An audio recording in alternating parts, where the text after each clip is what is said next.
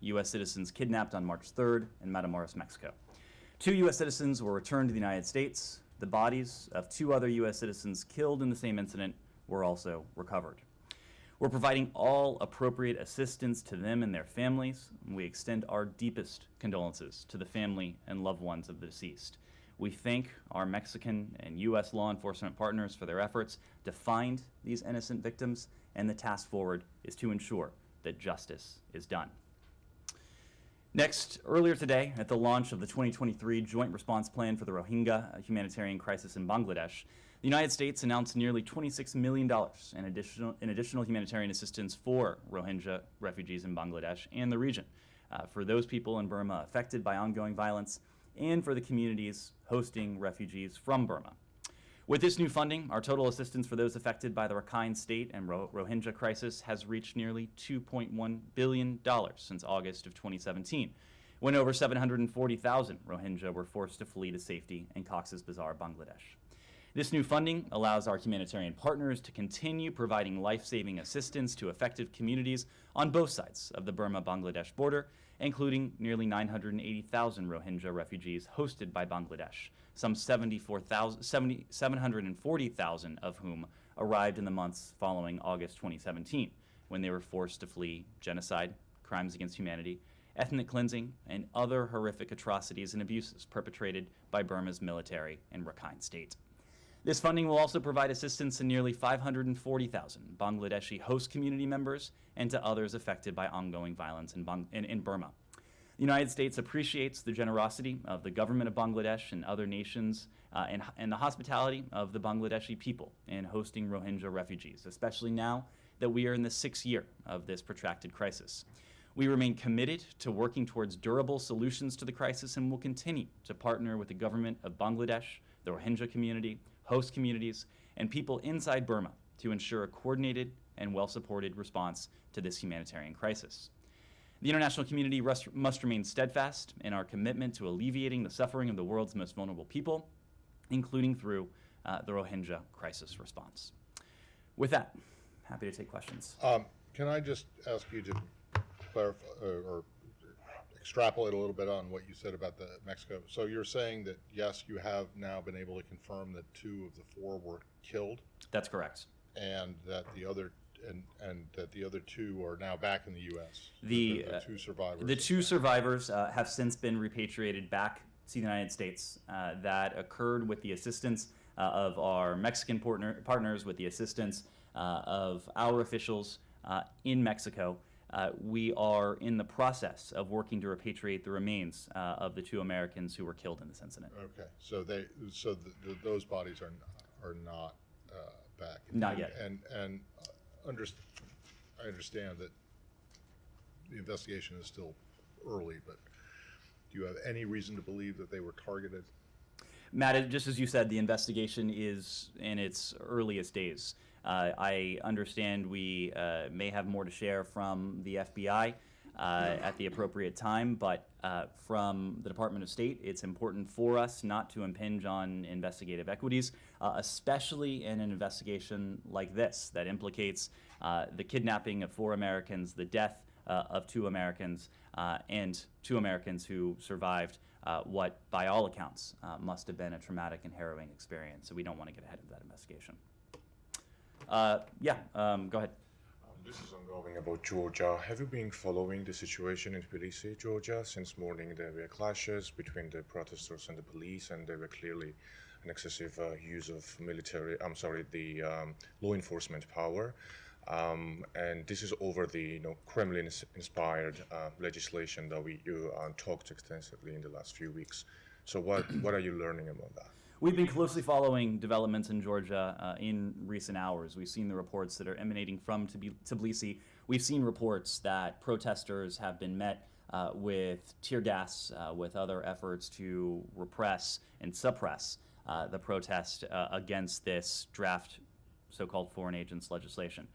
Our message to the people of Georgia, to the government of Georgia, to people and governments around the world is that the United States stands with all of those who are peacefully exercising what is a universal right. It is a universal right to people around the world to assemble, to have their voices heard, to speak freely, to hold their own governments accountable.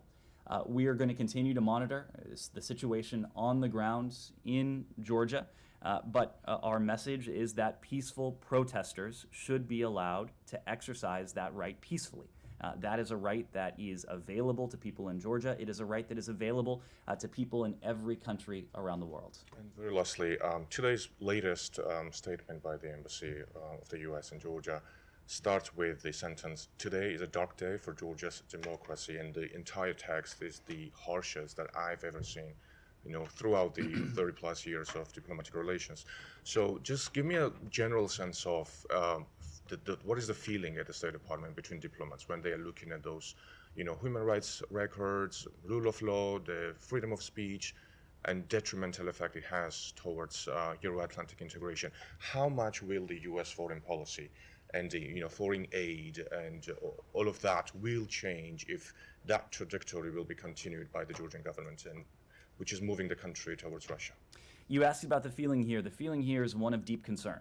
You have heard us express that sentiment consistently in recent days. It is a feeling of deep concern because of the potential implications of this draft law.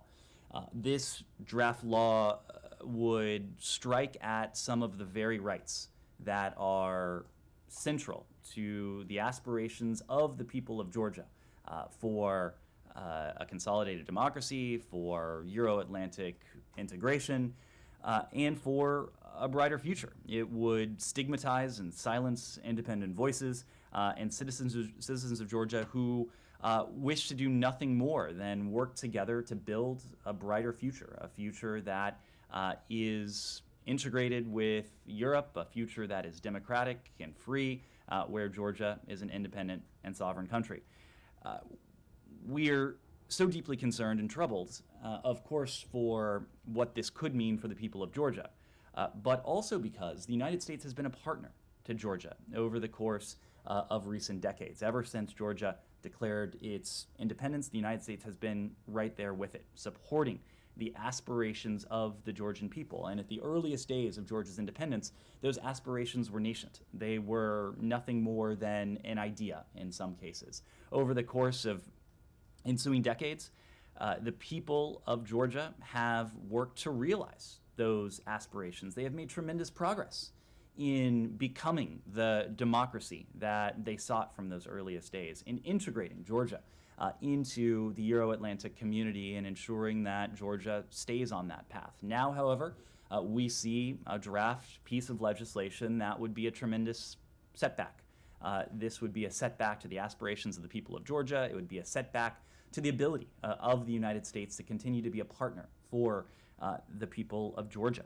I made this point yesterday, I think it was, but anyone who is voting for this draft legislation would be responsible in part for jeopardizing those very Euro-Atlantic aspirations of the Georgian people. We don't wish to see that happen beyond the United States. It is the EU, the UN, of course, most importantly, the Georgian people, Georgian civil society groups, all of them have issued strong statements of concern about this draft legislation.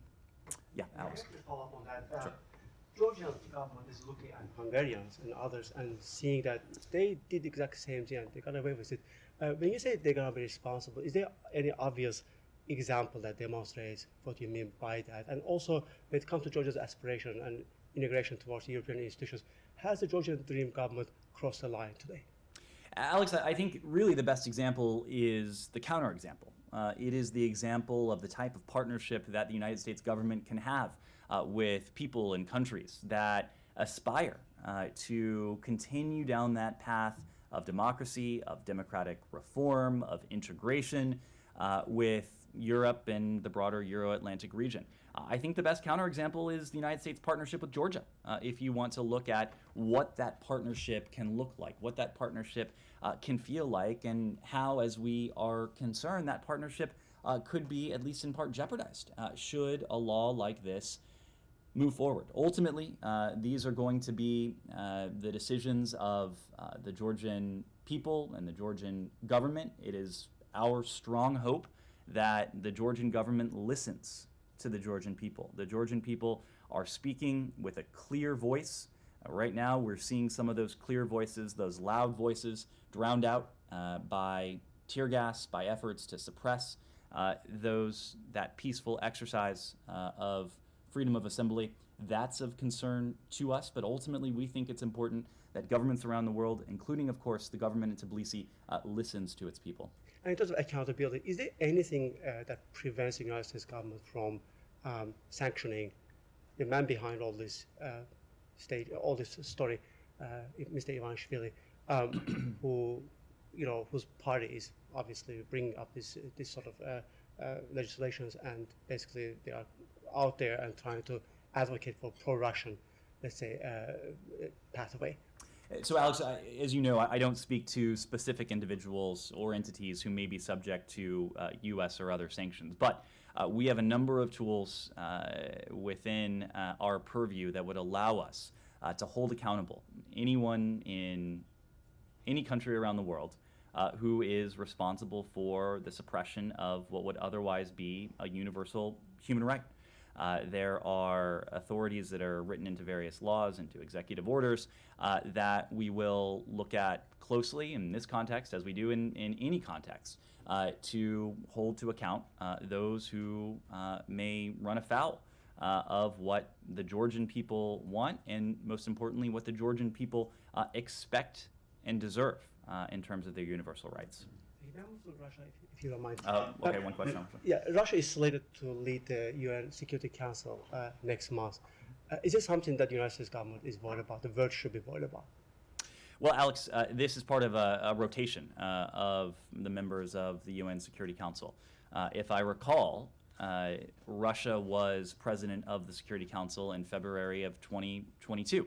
And it was during a pretty notable session of the Security Council that Russia tried to bring together to issue its own propaganda, to talk about what it termed speciously the violations of human rights in the Donbass region.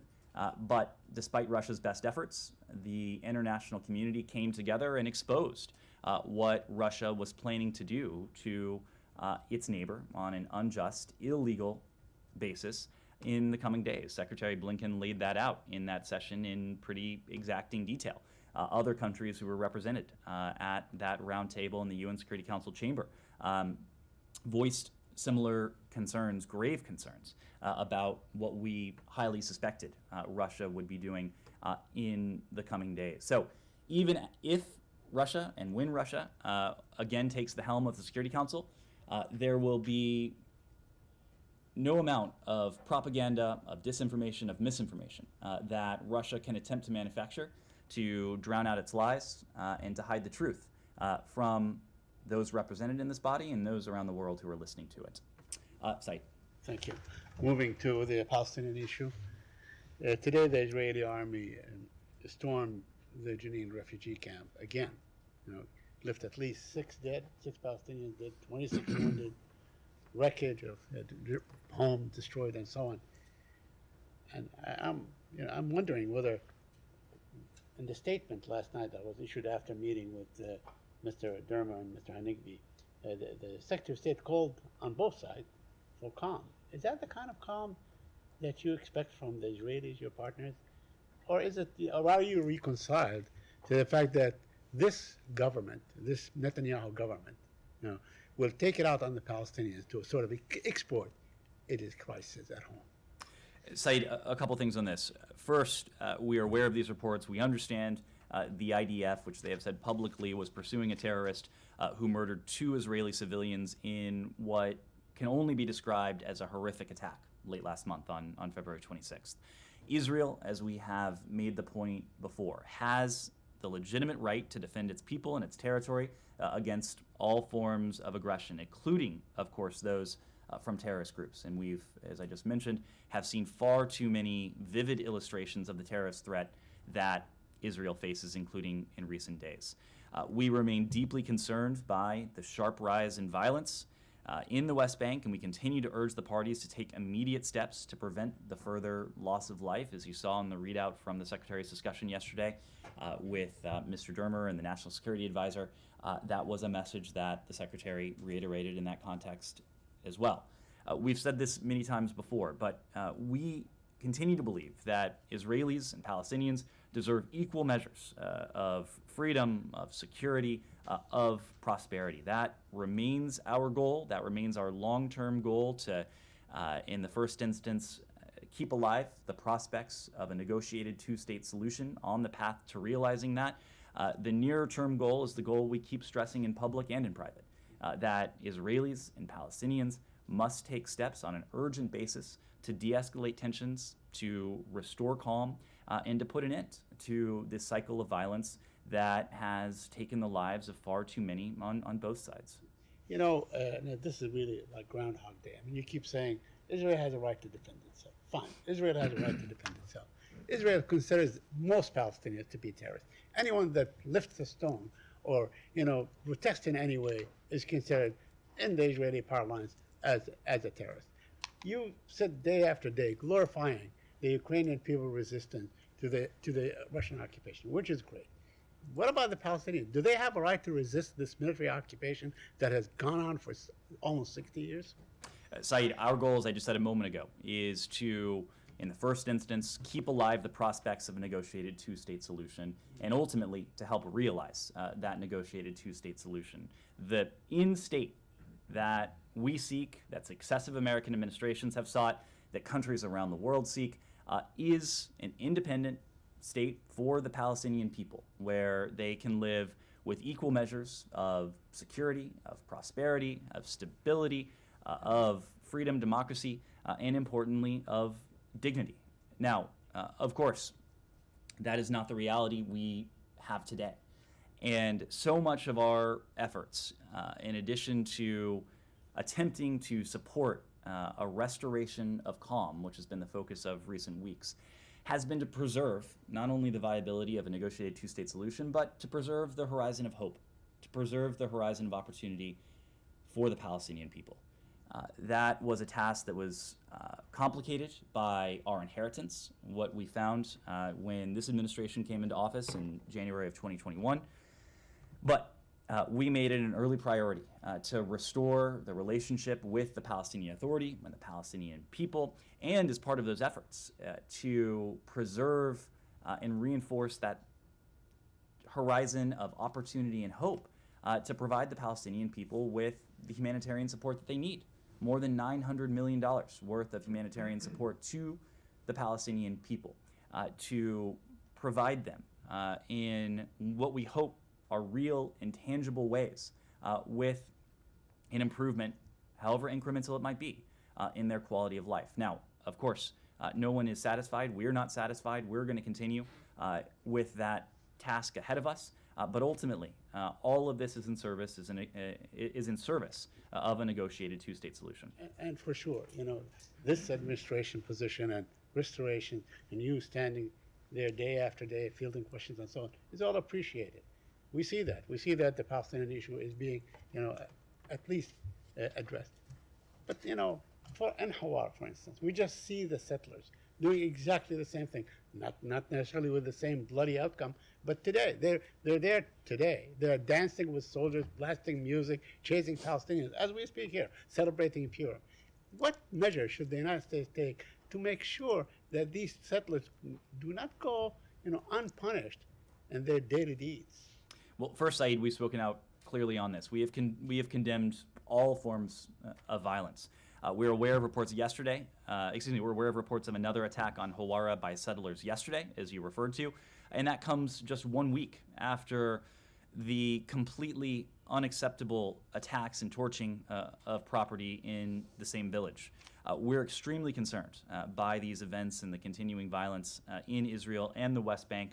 We very much appreciate the statements by Prime Minister Netanyahu, by President Herzog, and others in Israel calling for a cessation of this vigilante violence.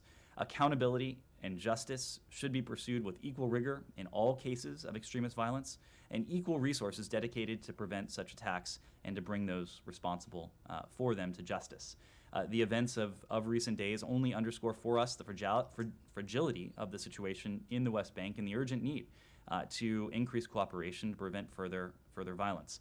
We have expressed our concern for the well-being of the civilian population in Huara, and as we've said repeatedly, Israelis and Palestinians equally deserve to live in safety and security. Ned, just related to this very briefly, have you guys completed your review into the Israeli designation of the 6 Palestinian NGOs as terrorist groups? Matt, look, these types of reviews are always going to be subject to. Yes, No, but yes, if you ask the question, allow me to. Well, I am asking the question, but you can say yes or no and then explain. But so let's not get the yes or no at the very end. These types of investigations, because investigation is not the right term. Review, These types whatever. of reviews are always subject to new information. If we are in receipt of additional information that changes our approach, our decision-making, our calculus on this, we of course will review this carefully and with a critical eye. What I can say is what we've said consistently on this. We have not seen anything that has led us to change our approach to these NGOs. Of course, our approach was different from the one that our European Union allies had. We've never funded or supported these groups, but we have not seen anything that has been provided to us that would allow us to take punitive action against any of these groups, for example. Okay, which means that what? That there is, I mean, as I understand it, there was never any U.S. money going That's to right. any of these groups. That's correct. So what does that mean, that you haven't changed your... Well, you're not designating them That's like correct. the Israelis did. That's correct. But at the same time, are you also saying that pending some new information that the Israelis provide, that you think that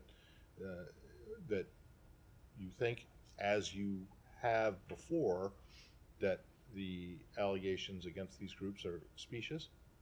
Well, I don't know that we've used that term. What we've said, That they're not, that what we've said consistently is that these types of actions against independent NGOs need to be predicated on a very high bar. Okay, and when was the last time that you updated either the Israelis or these Palestinian NGOs about the status of the review? When You we know? spoke to the NGOs themselves, Well, I don't know. I mean, when, you're saying that you haven't changed it, but that it's subject to change depending on there being new information. When was the last time you informed the Israelis of this? Perhaps yesterday? we've had regular discussions with our Israeli partners on Up in this the front. conversation between Secretary Blinken and we issued a Minister readout. Perlman. We issued a readout of Yeah, that. I know, and it didn't mention it. That's why I'm And- asking this question. So did it come up? I'm just not going to go beyond the readout. What I will say is that Mr. Dermer and the National Security Advisor have a remit that is primarily regional security. And of course, the Secretary did make the point about the need to de-escalate tensions between Israelis and Palestinians, but much of that conversation was focused on the challenges to security in the region. And of course, at the top of that list is Iran. That was the focus of that conversation. Yes. China. Sure. Have you watched Chinese Foreign Minister Qin Gang's press conference yesterday, and what is your take on it? Well, I did, of course, see excerpts of it. I saw some of the excerpts printed in state-run media. Look, our approach to the PRC is always going to remain the same. It is an approach that is predicated on the strategy that the Secretary laid out in May of last year that we've spoken to ever since. It boils down to invest, align, compete. Investing in ourselves, aligning with our allies and partners, and a recognition that competition is at the heart of this relationship. We hear a number of things from our PRC counterparts. Of course, the PRC is going through its own internal processes. And I couldn't speak to the motivation for some of the statements we've heard from senior PRC leaders over the course of the past several days. But what I can tell you, and this is a message intended for the American people, the Chinese people, people around the world, that the United States does not seek conflict, The United States seeks a relationship with the PRC that has a floor, that has guardrails, and that ultimately is a relationship that has measures in place to prevent competition from veering into conflict. That has been the core focus of our engagement with the PRC since the earliest days of this administration, when Secretary Blinken and National Security Advisor Sullivan met with their counterparts in Anchorage, to more recent meetings, the meeting between President Biden and President Xi, recent engagements between Secretary Blinken and Wang Yi. It has been about primarily, at its core, one thing and one thing only. Responsibly managing this relationship to see to it that competition can't veer into anything resembling conflict. So would Qingang's remarks in any way change your calculus or decision making towards China? Again, our approach is based on these extrinsic features. The need to invest in ourselves, which we've done, the need to align with allies and partners around the world, which we've done. We've done that in Europe. You see that reflected in the G7 communique from 2021. You see that reflected in the NATO strategic concept that for the first time mentions the systemic challenge that the PRC poses to the rest of the world. You see that in the restoration and the revitalization of the EU-China dialogue, an important mechanism that we have with our European Union allies as well. You've seen us take that same approach with partners in the Indo-Pacific region, but also competition, and seeing to it that the United States is best positioned to compete, knowing that for us at least, competition is not a bad thing. Competition is a good thing. It is what is ingrained in us as Americans as something that is healthy and something that we seek out on a constructive basis. We ultimately, however, seek to ensure that that competition, which we welcome, as long as it's fair, is number one fair, and that it doesn't veer into that realm of conflict. Actually, talking about the competition, he said in reality, the competition, your competition aims to contain and suppress China in all respects. Basically, he just accused the United States only accept one result, which is the U.S. wins, China lose. Can you accept other result? Of course, this is not about containing any country around the world. This is not about containing China. This is not about suppressing China. This is not about holding China back.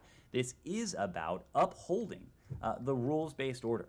The rules-based order that countries like China have signed onto, that they signed onto in the earliest days of the UN system, that they've signed onto in the context in the Universal Declaration of Human Rights, that they've signed onto in the context of international law, and that countries like China also consistently point to. This is what we're seeking to uphold. It is not about holding back China. It's not about holding back any other country. We want to have that constructive competition that is fair, that allows our two countries to coexist responsibly, as we are confident we can, and that has those checks in place to see to it that competition doesn't veer into that conflict. And lastly, he warned that if the United States is not going to take a break, you risk conflict with China. Are there any mechanisms left right now to prevent confrontation or conflict? Well, first on that list is dialogue, is communication. Yeah, but almost all dialogues are suspended. Well, that's unfortunate, and it is not our wish. It's not our doing. I would also push back. Thank you for preempting that, Matt. I would also push back on the idea that almost all communication is suspended. That's not the case, of course. We have an embassy in Beijing. The PRC has an embassy here with a new ambassador. In fact, someone who is well known to senior American officials. Secretary Blinken just sat down with Wang Yi in Munich. There have been a number of engagements with our PRC counterparts at various levels, even in recent weeks when, admittedly, tensions have been somewhat elevated. So first on that list is the ability to engage in dialogue, the ability to communicate clearly, directly with one another. Now, there are areas where there isn't the level or the cadence of communication that we would like to see. And our colleagues at the Department of Defense have spoken to that again. That is not our doing. That is because of the decisions that have been made in Beijing, not the decisions that have been made in Washington. So we would like to see these channels of communication continue to expand and at the appropriate time even deepen. I just follow up on yeah. that specifically. When you laid out the Biden administration's policy approach to China just there, you talked about investing in ourselves, aligning with partners and allies, and competing constructively. Another major pillar that you guys have referenced in the past is working with China where interests align. Why did you leave that out today? Is there any reason for it? Or are you more pessimistic about working with China at this point in time? Not at all. Not at all. This is it is a key element of our vision of the relationship. We know, and there are different ways to talk about the relationship. The pillars that we talked about are the pillars that Secretary Blinken laid out in May. But there are different features of this relationship. There are some features that are competitive, and in fact, that's most features of this relationship, we think. There are some features that have the potential to be adversarial or even conflictual. Those are the areas that we want to confine, narrow, even potentially eliminate if we could. And there are some areas that we believe have to be cooperative and collaborative. Not because it's a favor to the PRC or to any other country, but it's because it's profoundly in our interest and in the interests of countries around the world. We've talked about some of those such areas. Climate is one. This is, with the world's two largest emitters, an area in which we have to cooperate with one another. It's also an area where we have managed to cooperate with one another now over successive administrations. Fentanyl and the challenge of synthetic drugs, of course, is another where we have to find ways to work together. We would like to do more with the PRC. We are encouraging deeper cooperation and collaboration on the part of the PRC on a challenge that is the leading killer of Americans aged 18 to 49, but that has wreaked havoc on countries near and far. All that to say, there are transnational challenges that have a disruptive effect on the lives of the American people, but also on people around the world where the United States and China, we believe, can and should work together. And I'm sorry, I missed the top of the briefing. I saw your remarks, but I just have a few follow-up questions on the Americans kidnapped and murdered in Mexico. You said that the two bodies of the Americans who were killed have been recovered.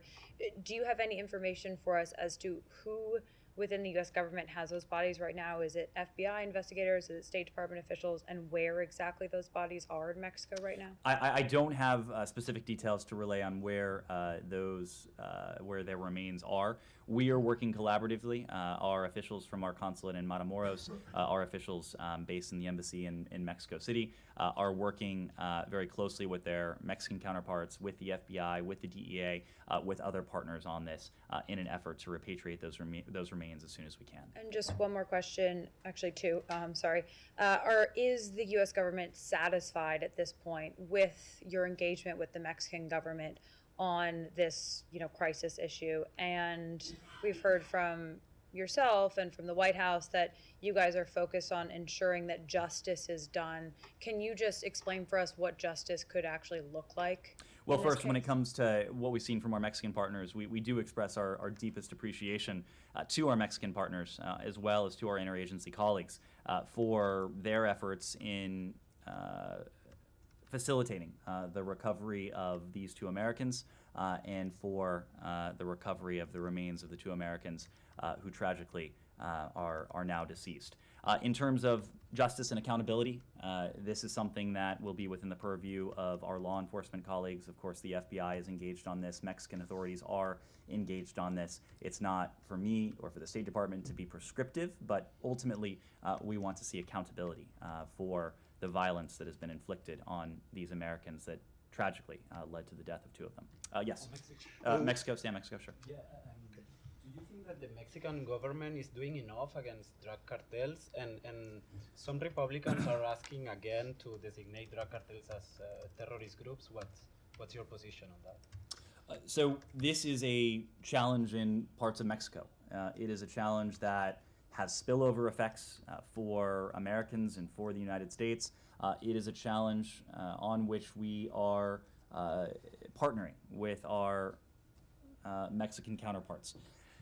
This is, of course, something that has the full attention of this administration. It is a long-running challenge, but we are going to work cooperatively, collaboratively with our Mexican partners in any way we can to help address these pockets of insecurity, the drug trafficking, the other security threats that are at or near, sometimes cross over into our border.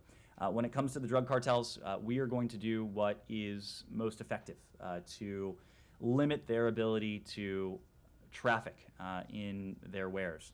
This is something that our colleagues at the DEA are extremely focused on. We have laws on the books.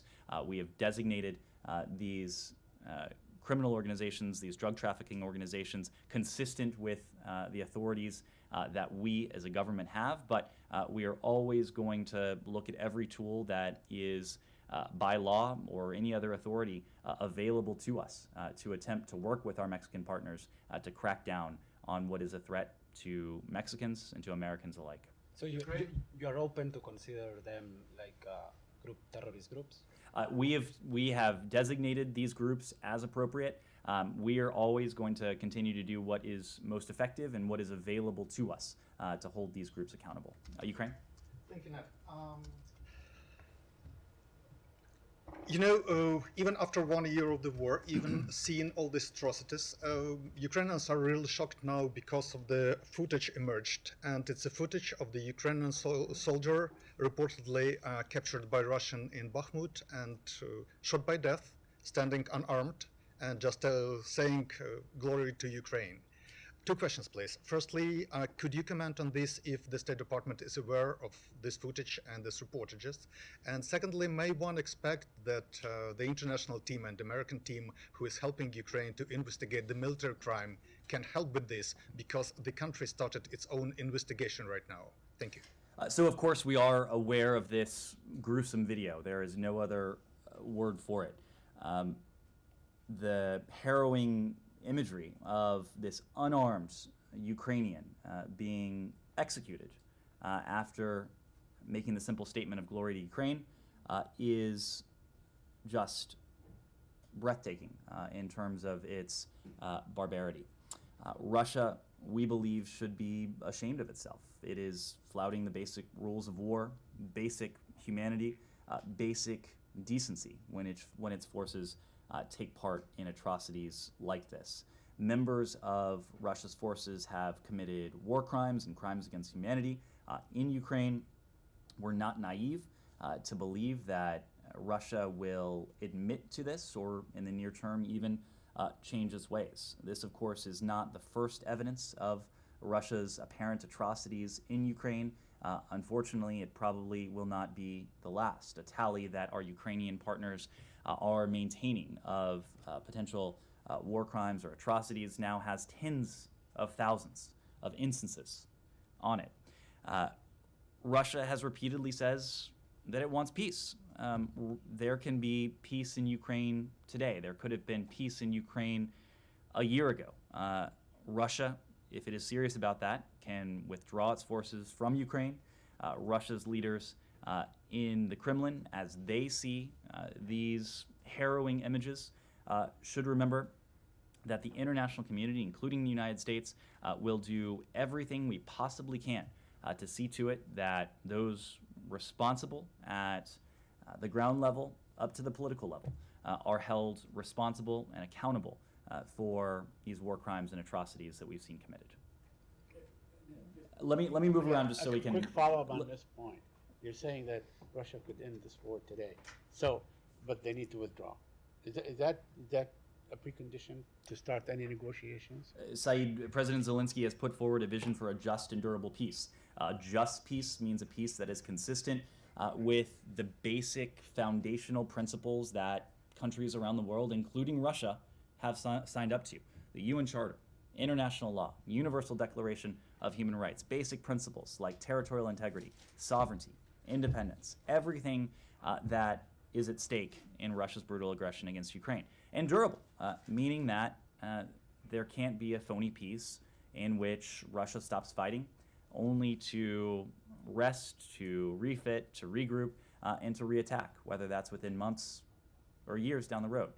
This is a vision that President Zelensky has put forward. It's a vision we believe in, that countries around the world have endorsed as well. Yes? Jahan Zaibali from Airway News.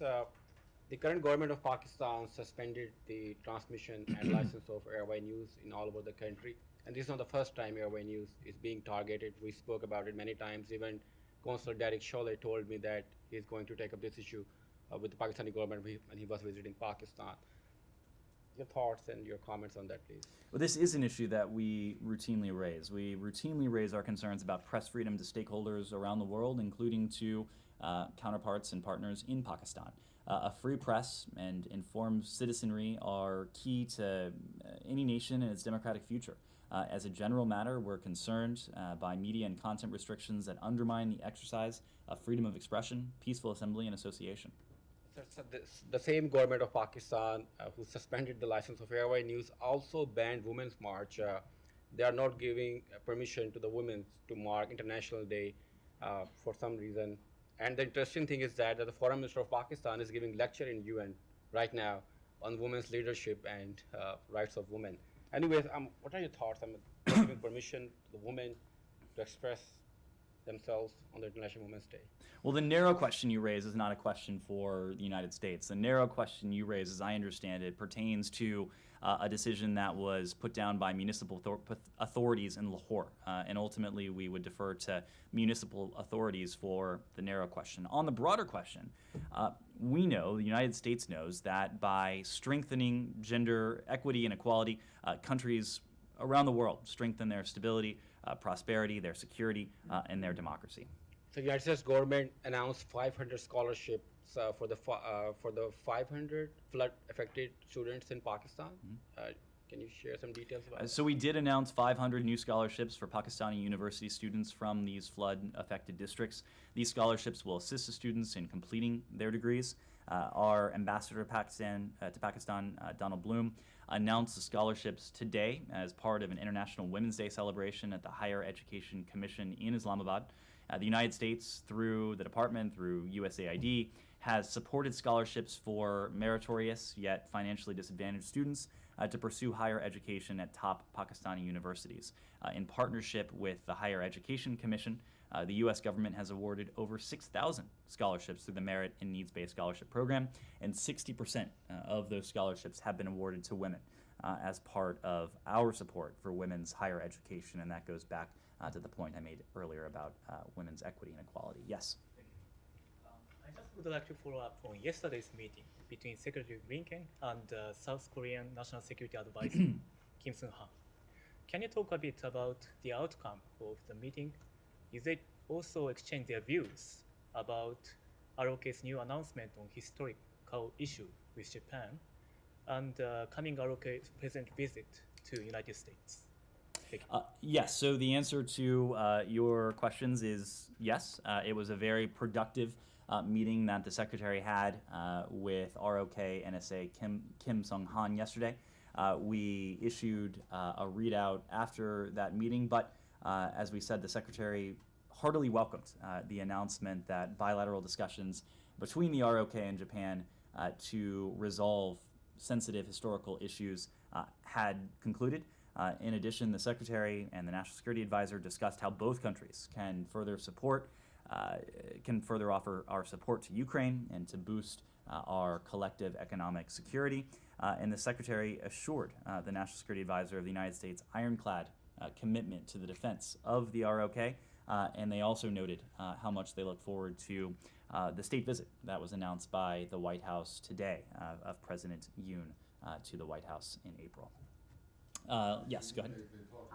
The announcement was made. Sometimes, My Matt. God, how shocking! It's hard to imagine. I know. Yes, go ahead. To follow up on the ROK president visit to White House, what kind of topics do you expect during the state visit, including security issues in East Asia and economic security? And also, do you hope this state visit will also contribute to deeper trilateral cooperation, including Japan?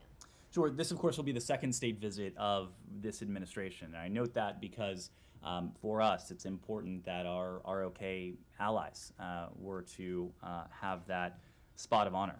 The upcoming visit celebrates the 70th anniversary of the U.S. ROK alliance. It's critical, we believe, to advancing peace, stability, and prosperity for our two countries, for the broader Indo-Pacific region, and for the broader world. The two presidents will highlight the importance and enduring strength of the ironclad U.S. ROK alliance, as well as the United States' unwavering commitment to the ROK.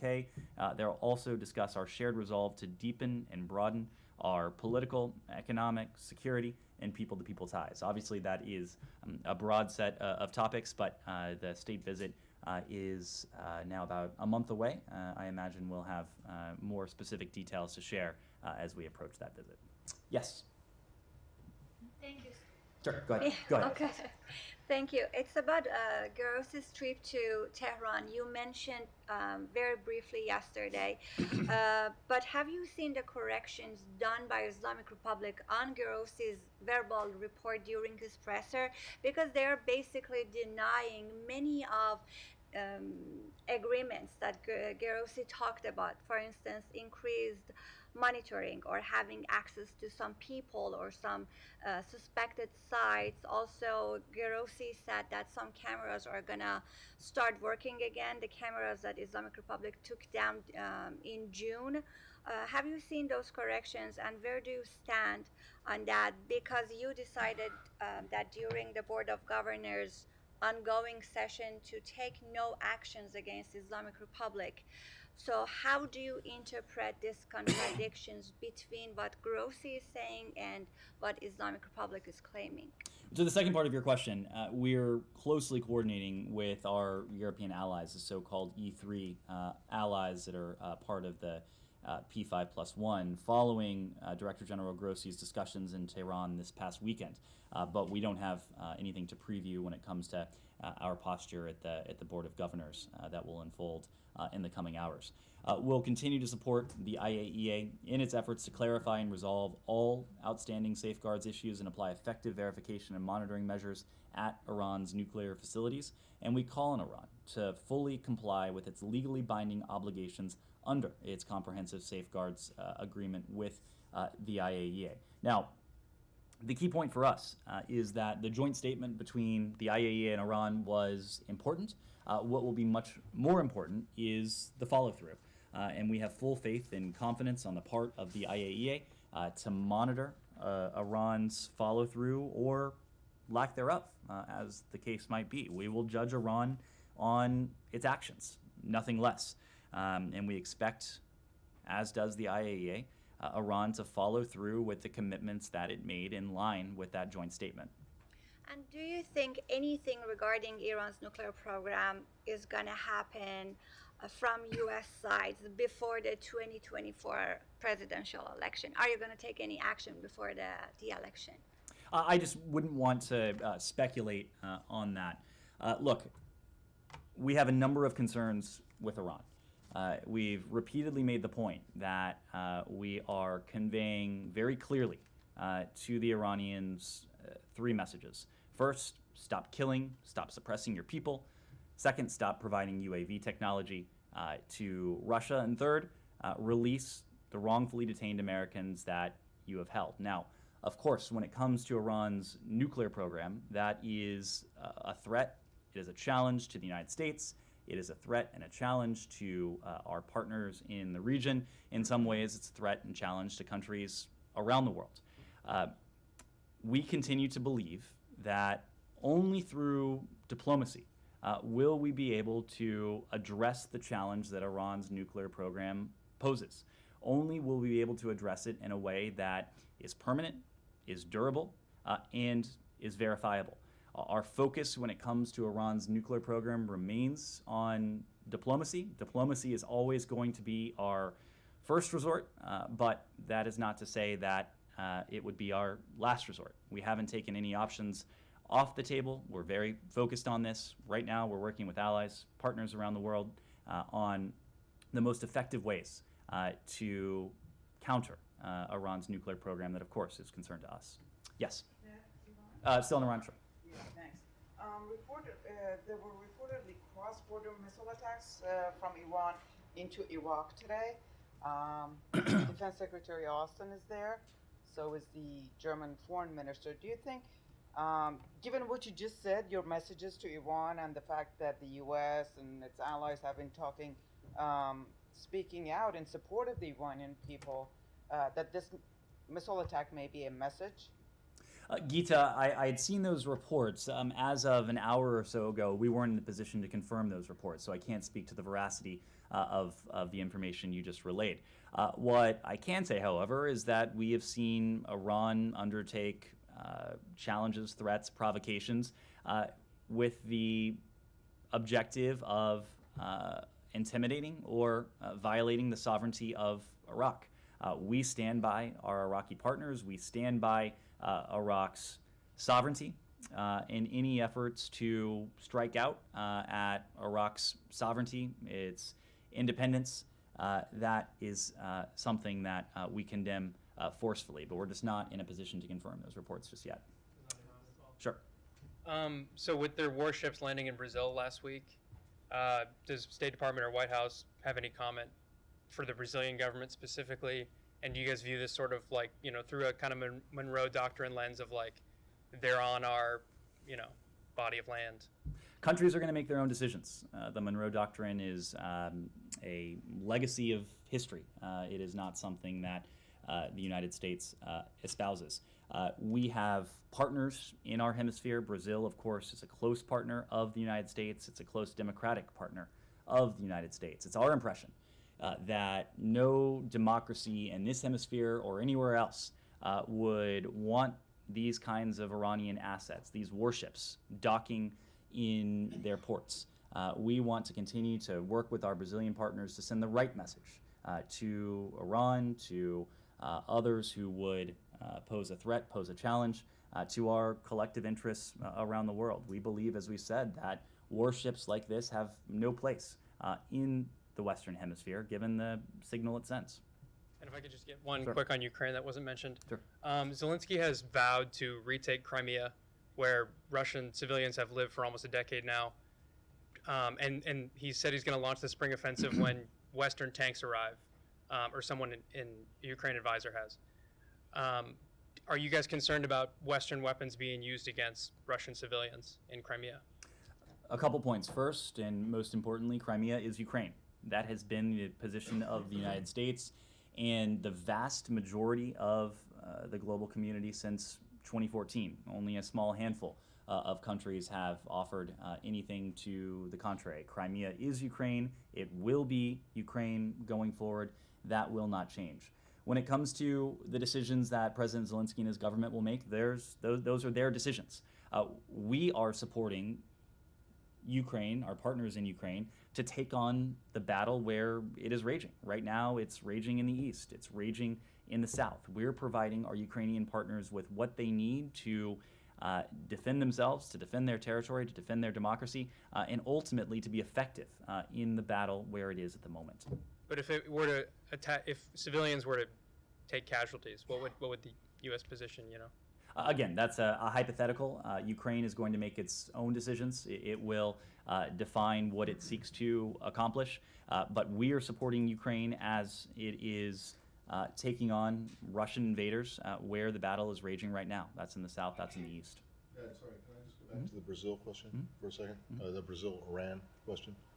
That is the administration going to impose sanctions on the Brazilian port, the port of Rio de Janeiro, and any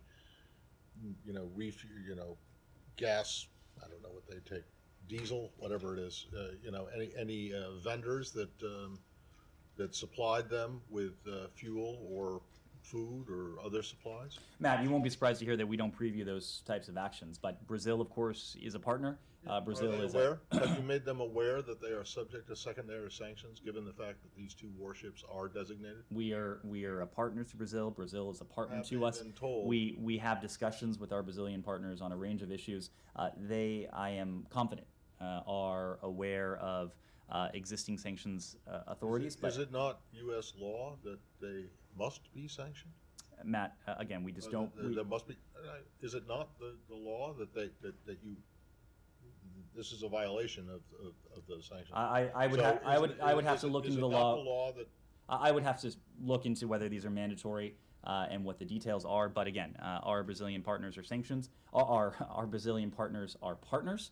We are going to do what is most effective together in pushing back on the threat and the challenge that Iran poses. Does that mean that you could decide that what is most effective is not implementing the law? Matt, you know we follow the law. Again, I'm not going to. Know. I'm not going to. If it were found that the Brazilian port operator and attendant companies, caterers, fuel suppliers, whoever, provided these two ships, sanctioned ships, with assistance, with support, would the sanctions apply? As we always do, we marry the facts with the law and arrive at a decision, but we don't preview those decisions. All right, so the answer is yes. If you do determine that the sanctions were violated, then there will be penalties imposed on your partners, quote unquote, in Brazil, at the Port of Rio and whoever else. Matt, I think you're zooming a bit far ahead. We marry the facts with the law. We don't preview any actions we might take. But importantly, Brazil is a partner, and we're having these conversations with our Brazilian partners. But you can say that you will uphold the law. Matt, we follow the law. Right. And then just secondly, on your Monroe Doctrine comment, it was back in 2014 or so that Secretary Kerry declared that the Monroe Doctrine was dead. So that's not particularly new. But in fact, I didn't intend to make news with that. Well, I know, but the fact of the matter is that it doesn't really appear to be dead. I mean, you guys say that it isn't dead, but if you're going to go ahead and enforce the law when it comes to Brazil and these Iranian warships, that would seem to suggest, now granted, Iran is not Europe, but it would seem to suggest that you are opposed to and will take action against foreign non-Western Hemisphere interference in the Western Hemisphere. You're making a number of assumptions. What is true, and that you are not wrong in relaying, is the fact that a country like Iran poses a collective threat to the United States and to our partners in this hemisphere. It is our intention to work collaboratively with our partners in the region, but even closer to this neighborhood on those types of threats. Well, I mean, do you believe that China poses a threat in the Western Hemisphere, in places like Panama and Central America, and places where they're making inroads? These are decisions that governments are going to have to make on a sovereign basis. Our intention and engagement with these governments is to see to it, to do everything we can, that their decisions are informed decisions. These are not decisions for us to make.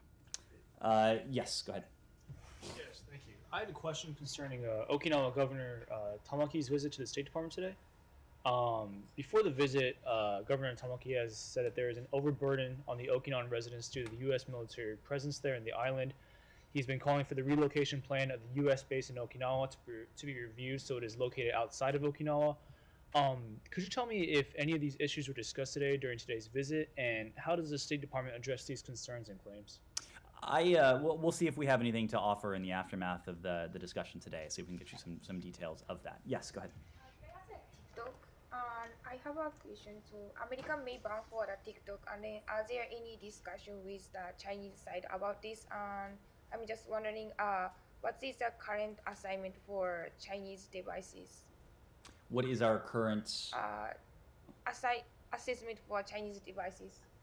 We don't paint with a broad brush, but I think you've heard my colleagues from the White House and from other partners across the government express the concern that we have for technologies like TikTok, technologies that we recognize that foreign governments could use to pose a threat to the privacy, the personal security to American citizens, or to pose a more systemic threat to the United States and our interests. These are challenges that we're attuned to, but ultimately this is a matter that is under review by the relevant authorities in this country, and we're not going to get ahead of that review.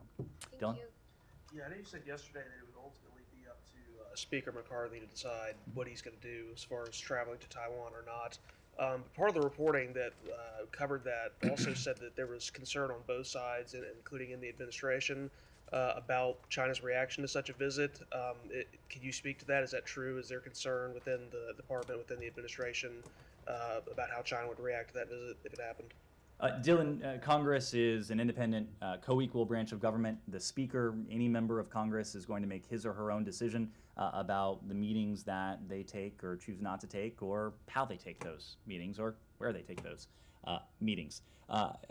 We routinely engage with members to share information that we have. Look, our broader concern, leaving aside the reports that have been out there about Speaker McCarthy and a potential engagement, is the fact that the PRC has consistently sought to undermine the prevailing status quo, the status quo that has upheld decades of peace and stability across the Taiwan Strait. We saw the PRC in the aftermath of Speaker Pelosi's visit to Taiwan attempt falsely to claim that her visit was a change to the status quo and to use that as a pretext to undermine the prevailing status quo. Our charge and our goal, unlike that of the PRC, is not to undermine the status quo, it is to reinforce, it is to strengthen the status quo, because we recognize that the status quo across the Taiwan Strait has undergirded peace and security, it's enabled commerce, it has contributed to the vision we share with so many of our partners of a free and open Indo-Pacific. We are concerned that the PRC and its deeds, its words, has sought to undermine that, and that's something that we're continuing to watch very closely. So, in the conversations you may have had with McCarthy's office, has there been increased concern expressed versus, for instance, Pelosi's visit, since you mentioned that? I'm just not going to comment on any conversations we may have had with the Speaker in his office. I'm not aware that Speaker McCarthy has announced any intention to engage in a meeting. I'm not aware that Taiwanese officials have announced any forthcoming travel. Of course, those decisions are going to rest with the Speaker, and we'd refer you to his office in the first instance. Yes, go ahead. Secretary Blinken has just met with business leaders and members of the U.S. Chamber of Commerce. I know that it was simultaneous with this press briefing, but is there anything else that you can update us on? We may have some additional details to relay in the aftermath of that engagement today. In written statement, or how? We'll convey it how we're able to. I think we may have some written material to pass. Yeah, go ahead. I have a question about the East Side report today about the blast on the Nord Stream pipelines.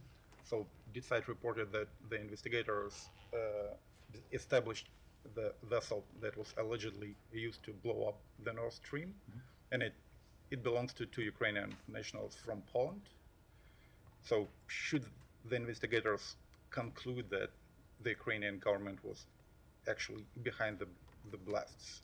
Well, you referenced will it somehow affect the relationship between the U.S. and Ukraine? You referenced the investigators, and in fact, there are three countries that are investigating exactly what transpired. Our German allies, our Swedish and Danish partners as well. They've opened investigation into what has happened. Those investigations are ongoing. As we always do, we're going to let those investigations play out before we comment on any potential findings or conclusions. Yes, go ahead. Just to follow up on yesterday's readout on the Russian diamonds, there was an engagement in this building, I think, with industry professionals ahead of the President von der Leyen's trip to Washington, D.C. Is there anything speaking like from broader picture, anything we should expect on this front in the coming days? When it comes to Russian diamonds? How to respond along with your European colleagues? Alex, all I can say, and again, because we don't preview any actions that we may or may not take, we're always looking at steps we can take to deprive the Russian Federation of revenue that it would otherwise use to prosecute this brutal war against the people of Ukraine. We have taken steps when it comes to Russian oil, when it comes to Russian energy, when it comes to Russian gold, a number of other assets that Russia would seek to leverage to fill its coffers, and that in turn would be fungible as Russia seeks to fund this war. But I don't have anything to preview at this time. Shannon, I need to move. We've already going back to Nord Stream. Sure. Can you just say, does the United States intend to eventually make a conclusion of its own based off the variety of investigations? Will it back those findings or not? These are close partners of ours who are investigating the blasts. We have full faith and confidence in the investigation that they're running. Of course, we're going to wait for those investigations to conclude. We'll see what they say. But again, we have full faith and confidence in our European partners who are behind this. Thank you. Thank you.